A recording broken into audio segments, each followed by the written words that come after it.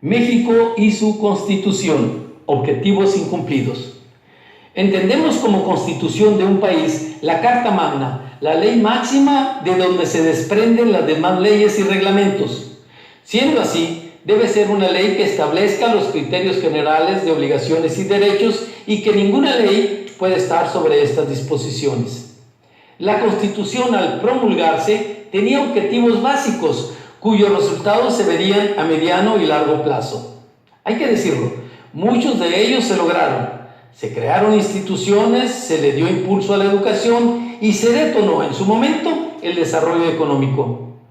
Nuestra Constitución es federal, democrática y representativa, con independencia de los tres poderes: ejecutivo, legislativo y judicial. Esta condición no se logró de inmediato. Tuvieron que pasar muchas décadas para que se lograra de forma parcial.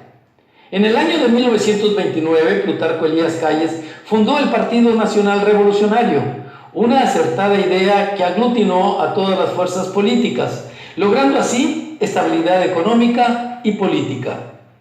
Tuvo excelentes resultados en un principio, pero con el tiempo se convirtió en un partido hegemónico que destruyó las posibilidades de desarrollo de una incipiente democracia. Décadas posteriores se le comparó a nuestro sistema de gobierno como una dictadura perfecta o una dictadura de partido, donde su líder era removido cada 6 años. Algunos se preguntarán, ¿qué fue lo que falló? La respuesta tal vez sea sencilla, pero difícil de explicar. Se conjugaron varios factores, algunos de orden político, otros de orden estructural.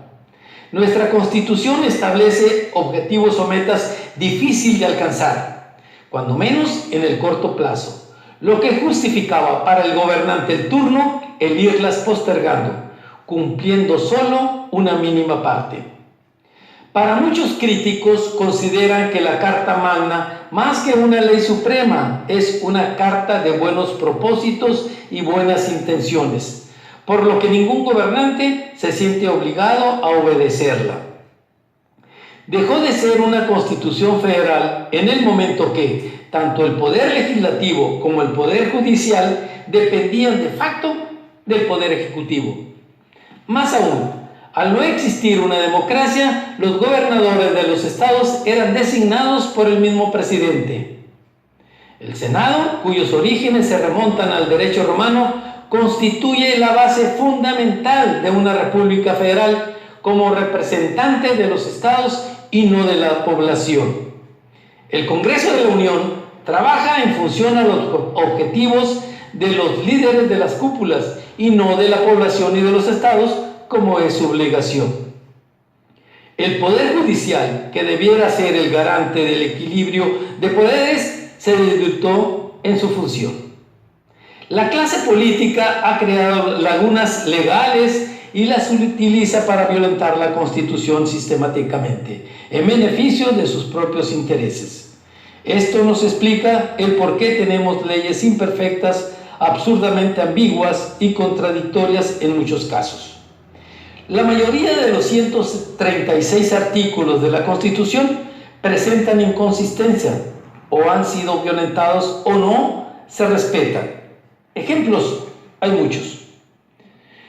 Con esta serie de irregularidades no se puede hablar de un Estado de Derecho, factor indispensable para una estabilidad económica donde se fundamenta el desarrollo de una nación. Un país no se construye fácilmente. Requerimos de una Carta Magna sólida, sin duplicidades, que garantice la justicia e igualdad para todos.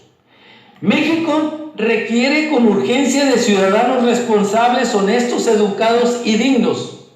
La regla es muy simple: mejores ciudadanos, mejores leyes, mejores autoridades.